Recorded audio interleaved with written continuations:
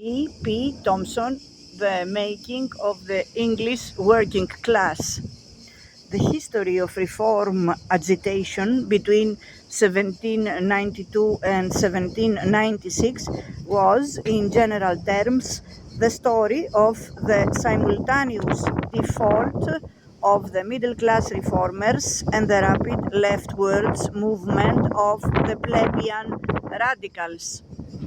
The experience marked the popular consciousness for 50 years, and throughout this time, the dynamic of radicalism came not from the middle class, but from the artisans and laborers. The men of the popular societies are rightly designated Jacobins. Several of their leaders, including Thelwall, were willing to accept the term. I adopt the term Jacobinism without hesitation. 1. Because it is fixed upon us as a stigma by our enemies. 2.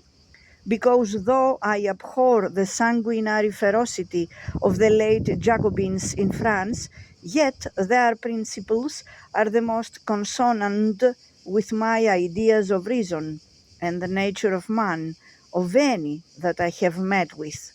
I use the term Jacobinism simply to indicate a large and comprehensive system of reform, not professing to be built upon the authorities and principles of the Gothic customary.